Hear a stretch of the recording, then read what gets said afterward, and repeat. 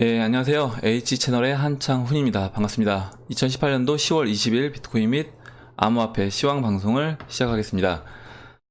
우선 그 시장을 보기 전에 제가 여러분들에게 먼저 당부의 말씀을 드리려고 합니다. 뭐냐면, 어떤 분이 이제 이런 댓글을 남겨주셨어요. 뭐냐면, 당신 말을 듣고 만약에 투자를 했다가 자살하는 사람이 나오면 어떡하냐, 이렇게 얘기를 해주셨는데, 투자는 할 때 일단은 최악의 경우를 먼저 고려를 하고 해야 됩니다. 그러니까 리스크 계산을 철저하게 하고 하셔야 돼요. 그러면 저 같은 경우는 이 암호화폐 시장에 들어올 때 리스크 계산을 어디까지 했냐? 예, 리스크 계산을 이 암호화폐 시장, 비트코인이 제로가 될 수도 있다라고 가정을 하고 이 시장에 뛰어든 거예요. 그러면 그 얘기는 무슨 얘기냐면 제가 비트코인 및 이 암호화폐에 투입된 돈은 만약에 최악의 경우에 0원이 된다고 하더라도, 예, 다 꽝이 된다고 하더라도 내가 먹고 사는데 지장이 없을 정도의 여유 자금으로 지금 투입이 돼서 매매를 하고 있다는 겁니다. 여러분들도 리스크 계산을 확실하게 하시고, 그리고 투자를 하실 때 내가 이거를 한 번에 뭐 승부를 봐서 먹고 나오겠다 이게 아니라, 어차피 투자는 제가 봤을 땐 죽을 때까지 하는 거예요. 죽을 때까지. 앞으로 우리 시대에서 내가 개인적인 뭐 직업이 있다고 하더라도 투자 행위는 죽을 때까지 계속 진행이 된다라고 하면 하루 이틀 하고 끝낼 게 아니잖아요. 하루 이틀 하고 끝낼 게 아니기 때문에 이거를 최대한 안전하게 내가 운용을 해야 된다. 그리고 그게 안 돼 있다고 하면 시작하시면 안 됩니다. 그러니까 내가 판단할 수 있는 능력이 없고 누구의 그냥 말만 듣고 시작을 했다라고 하면 일단은 매매라든가 투자 행위를 중단하시고 충분히 여러분이 스스로 내가 매매를 할 수 있는 능력을 키우신 다음에, 아니면 만약에 매매를 하는데 내가 스트레스가 너무 많다, 아니면 막 이 빠지고 있는 걸 보면 견딜 수가 없다라고 하시면 그런 분들은 제가 봤을 때는 투자에 맞지 않기 때문에, 아니면 투자에 맞는다고 하더라도 본인의 그 투자 범위를 넘어선 거예요. 그러면 그만큼은 덜어내야 된다는 겁니다. 무슨 얘기냐면 비중을 축소하셔야 된다는 거예요. 현금화하고 내가 시장이 만약에 빠져도 스트레스를 안 받을 정도까지 줄이셔야 된다는 얘기입니다. 그 부분을 먼저 말씀드리고 싶고, 그리고 투자를 할 때 누구 말을 듣고 투자를 하는 거가 아니라, 결과적으로는 정보는 뭐 유튜브뿐만 아니라 구글, 이 인터넷 시대잖아요. 넘쳐납니다. 정보는 넘쳐나고 그런 여러 가지 정보들을 취합해서 본인이 최종적으로 결정을 내릴 수 있는 그런 수준까지, 그런 실력을 키우셔야 되는 거예요. 그래서 최종 결정은 본인이 하고, 최종 결정을 본인이 하는 게 왜 중요하냐면 바로 이겁니다. 뭐냐면 최종 결정을 내 스스로 한다는 거는 내가 그만큼 이 시장이라든가 아니면 이 암호화폐 시장에서는 이 종목에 대해서 내가 확신이 그만큼 있다는 거예요. 그래서 그런 사람이 실제적으로 제가 봤을 때는 이 투자 시장에서 살아남을 수 있고 수익률도 극대화시킬 수 있는 겁니다. 그렇지 않고 내 확신이 없으면 시장이 좀만 흔들려도 중간에 털릴 수밖에 없는 거예요. 그래서 본인이 책임을 지고 투자에 대한 본인이 그만큼 확신도 가져야 된다. 예, 이 부분을 먼저 말씀을 드리겠습니다. 예, 그럼 이제 차트를 먼저 이제 보도록 하겠습니다. 비트코인 차트부터 볼게요. 비트코인 일봉 차트고요. 달러 차트입니다. 보시면 지금 일단 제가 말씀드렸던 대로 일단 양봉이 나왔고 그 다음에 121선을 지켰는데 18일날 그저께 18일날 음봉이 나오면서 121선이 깨지고 현재 지금 51선 그리고 15일 평선까지 지금 깨졌다가 오늘 지금 이제 양봉이 나오면서 뭐 15일 이평선하고 50일 이평선 사이를 왔다 갔다 하고 있는 모습인데, 일단 제가 여러분들한테 말씀을 드렸어요. 뭐냐면 이렇게 하고 눌러줄 때도 이거 이렇게 추세선을 따라서 흘러내려갈 수 있다. 말씀을 드렸습니다. 말씀을 드리고 내려가되 이 사실 최악의 경우는 이 저점까지도 깰 수 있다고 말씀드렸어요. 이 저점까지도 깰 수 있는데 중요한 건 뭐냐면 이 삼각 수렴의 상단부로 돌파가 됐다는 겁니다. 그리고 이 상단부로 돌파돼서 이 상단부의 추세선을 훼손하지 않고 있는 거, 저는 그걸 더 이제 중요하게 보고 있다고 말씀을 드렸어요. 그리고 지금 이 빠지는 거는 사실 거래량이 실리지가 않았어요. 거래량이 실리지가 않았기 때문에 이거는 제 관점은 이거는 그냥 좀 뭐라 해야 되지? 시장에 대해서 사람들을 좀 실망하게 만드는, 야, 이거 지난번에 나왔던 상승은 진짜 그 테더와 문제로 인한 상승이었나 보다 라고 실망하게 만드는 그런 지금 저는 작업을 하고 있다. 메이저가 그렇게 보고 있습니다. 그리고 이제 상승이 나오면 어디까지 상승이 나와야 되느냐 라고 하면, 일단은 이 200일 이평선인 7,200달러를 넘어서 안착하는 게 중요합니다. 7,200달러를 넘어서 안착하는 게 중요한데, 7,200달러를 넘어서 안착하려면 이 전고점 라인 7,200은 200일선, 전고점 라인은 보시면 7,418달러예요. 7,418달러. 그러니까 7,200달러와 7,418달러. 그러니까 가장 좋은 모습은 이 정도까지 반등이 나와주고, 그 다음에 이 200일선에서 안착해주는 모습을 보여주면 나이스하다, 이렇게 이제 말씀드릴 수가 있겠습니다. 그리고 지금 이 자리까지 온다고 하더라도 하락장이 끝난 건 아니에요. 하락장이 끝나고 상승장으로 돌입했다라고 하려고 하면, 제가 보는 상승장 돌입의 기준은 뭐냐, 이렇게 봅니다. 저는 상승장을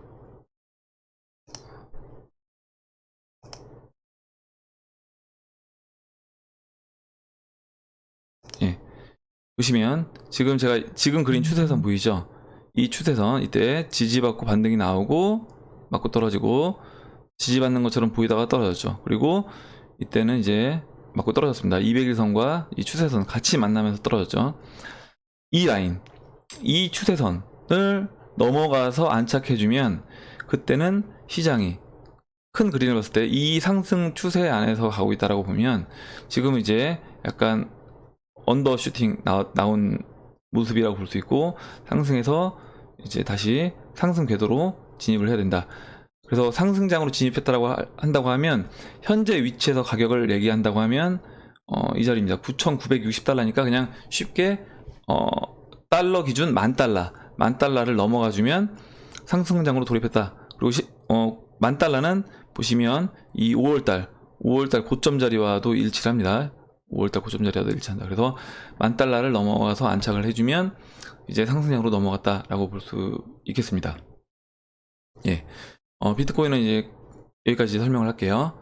그리고 대시 알트코인 몇 개를 볼 텐데, 일단 대시부터 보겠습니다. 대시는 일단 대형 알트에서는 가장 먼저 움직였던 종목인데, 지금은 일단 흐름은 안 좋다고 제가 말씀을 드렸고, 그래도 일단 기대를 할 수 있는 부분은 뭐냐면, 대시가 작년에 상승장 가기 전에 가장 먼저 치고 갔던 종목이 바로 대시입니다. 대시고, 올해도 일단 대형 알트에서는 대시가 가장 먼저 치고 상승을 했었어요.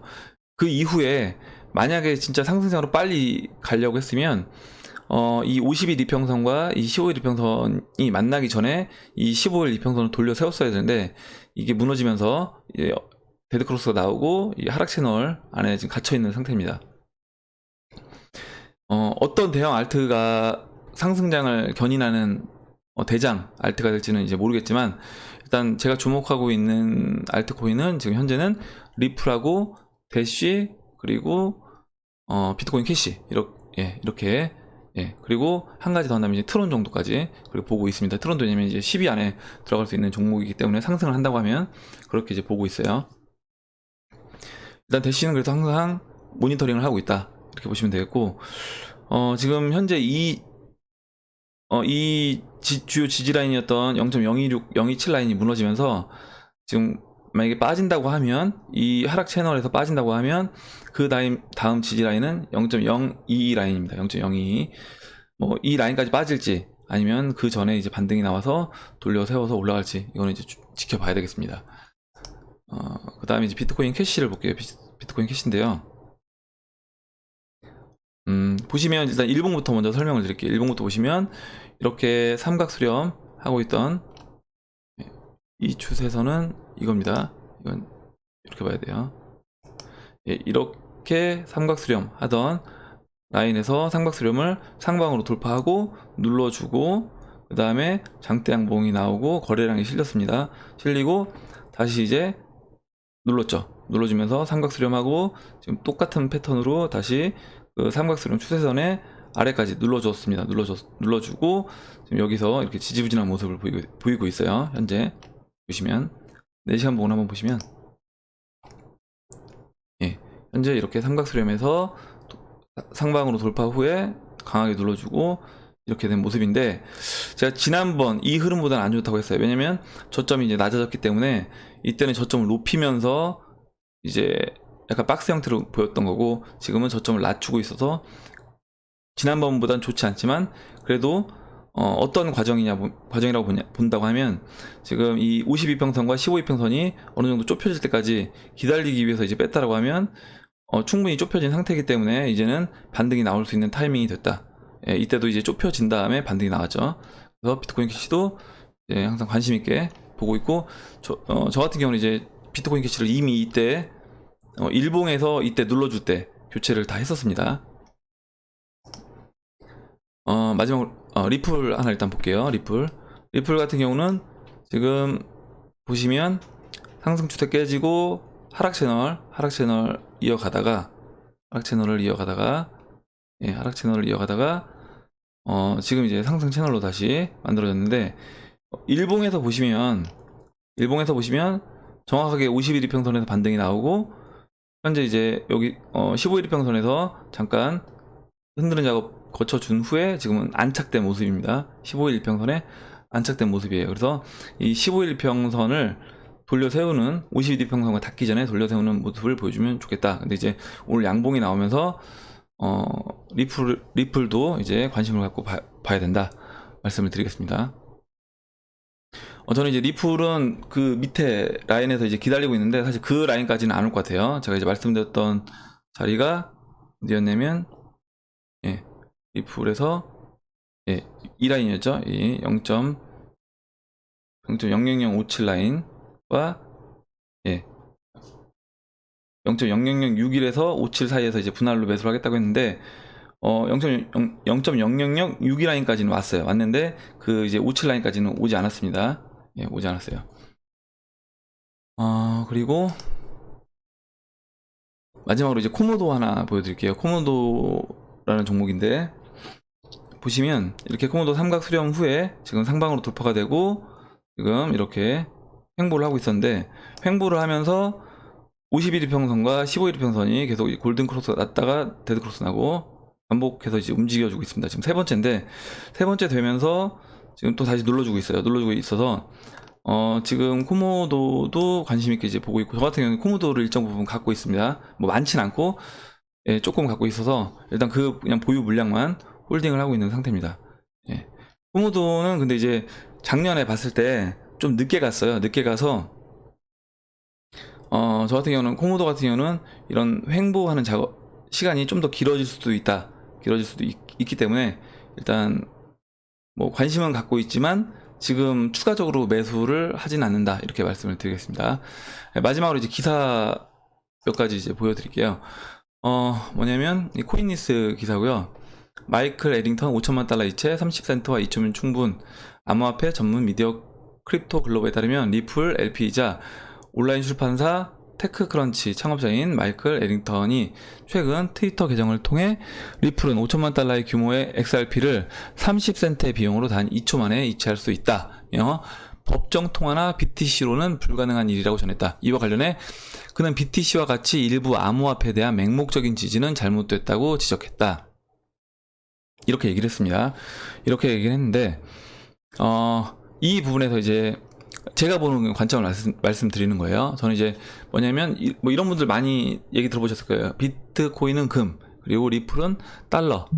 예, 저도 물론 그런 관점으로 보고 있습니다. 그런 관점으로 보고 있는데, 그렇다는 얘기는 뭐냐면, 우리가 달러를 외환으로 이제 만약에 외국으로 나가 있는 뭐 자녀한테 보낸다거나 누구한테 이제 아는 사람한테 달러를 보낼 때는, 달러를 보낸다고 해서 바로 즉시 가는 게 아니잖아요. 은행을 거쳐서 보낼 때 보통 하루 정도 이제 걸린다고 해요. 뭐 나라마다 차이가 있을 수 있겠지만 하루 정도 걸린다고 합니다. 그러면 이제 금을 보낸다고 하면 어떨까요? 아니, 금을 여러분들이 10억 원어치 아니면 뭐 20억 원어치 보낸다고 하면 시간이 달러보다는 훨씬 더 많이 걸릴 겁니다. 비용도 많이 들겠죠. 달러를 이체를 통해서 은행을 통해서 보내는 것보다는 금을 직접 보내는 거는 훨씬 더 많은 비용이 들 겁니다. 그렇다면 그렇게 비교해서 본다고 하면 저는 이 비트코인과 리플의 차이점도 인정을 해줘야 된다. 뭐냐면 비트코인을 우리가 금으로 본다고 하면 비트코인은 당연히 전송하는데 속도가 좀 느릴 수가 있고 리플보다, 그리고 보내는데 비용도 리플보다는 비쌀 수가 있다는 거죠. 그렇다고 하더라도 우리가 금의 가치와 그리고 달러의 가치를 비교했을 때 달러가 금보다 더 비싸다. 왜냐면 라고 얘기하진 않잖아요. 왜냐면 금 차트를 보시면 금 차트는 지속적으로 계속 우상향을 하고 있습니다. 우상향을 하고 있기 때문에 달러가 더 금보다 더 가치가 높다라고 얘기할 수는 없다는 거죠. 네, 금은 한정적인 거고 달러는 계속 찍어냈기 때문에. 그래서 그 부분을 이제 고려해 보신다고 하면 이 기사를 봤을 때 이 기사를 보고 앞으로 보면 리플이 암호화폐 시장에서 1위를 탈환할 수 있을까, 이게 아니라 그 각자의 역할이 있다는 겁니다. 각자의 역할이 있고 각자의 가치 기준이 또 따로 있다. 이렇게 이제 이해를 하시면 될 것 같아요. 그리고 이제 베네수엘라 대통령 페트로 살려달라. 베네수엘라 현지 미디어에 따르면 니콜라스 마두로 대통령은 현지 기업 및 노동자들에게 금과 페트로를 살려달라고 호소를 한 것으로 보인다.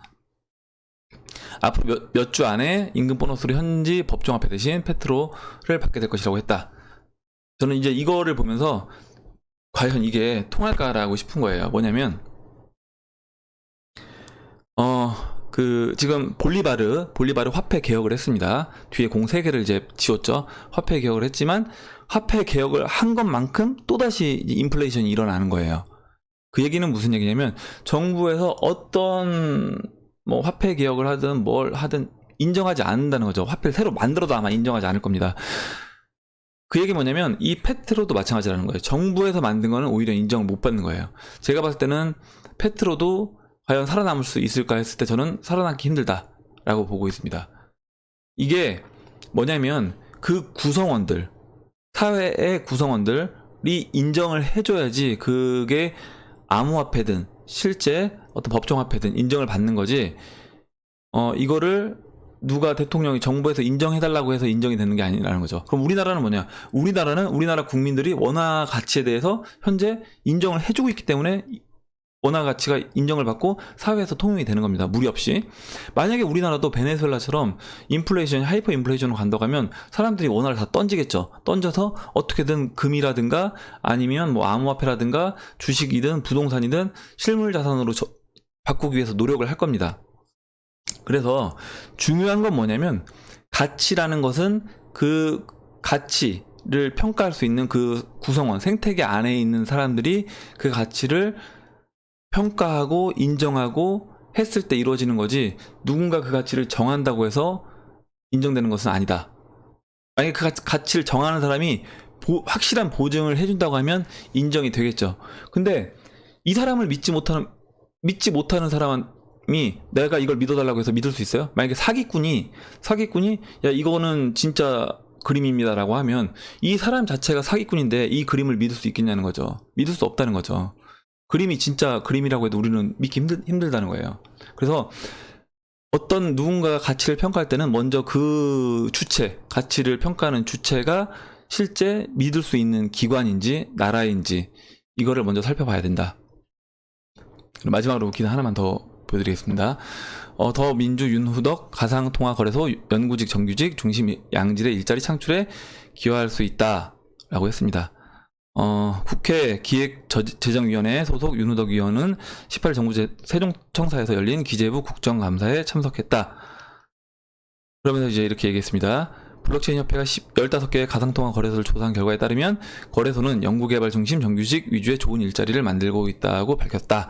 근데 이제 저는 이런 거예요. 이런 지금 보면 지난 그 8월 말에 원희룡 제주도지사, 그리고 그 다음에 이제 바른미래당 하태경 의원이었죠. 그리고 민병두 의원, 민주당의 민병두 의원, 그리고 지금 또 보시다시피 국회 기획재정위원회 민주당의 윤후덕 의원. 예. 이렇게 정치인들, 국회의원들이 현재 지금 암호화폐 거래소, 암호화폐에 대해서 호의적인 기사들, 그리고 이거를 합법화를 빨리 해야 된다, 그리고 인정해줘야 된다, 이런 기사들이 나오고 있다는 것 자체는 저는 이게 이제 제도권으로 들어오는 게 머지않았다, 이렇게 보고 있습니다. 그래서 미국이 만약에 제도권으로 우리 암호화폐를 받아들이게 되고 ETF가 출시가 되면 그 출시된 ETF 상품을 미국에서만 판매하는 게 아니라 우리나라 증권사라든가 이런 데들 통해서 또 판매를 해야 돼요. 마찬가지로 판매를 해야 되기 때문에 이런 걸 빨리 제도권 안으로 받아들일 준비를 마찬가지로 우리나라도 지금 현재 하고 있는 거다, 이렇게 말씀을 드리겠습니다. 예, 그럼 이상으로 2018년도 10월 20일 비트코인 및 암호화폐 시황을 마치도록 하겠습니다. 주말 잘 보내시고 도움이 되셨다면 좋아요와 구독 버튼, 그리고 알림종 버튼을 눌러주세요. 감사합니다.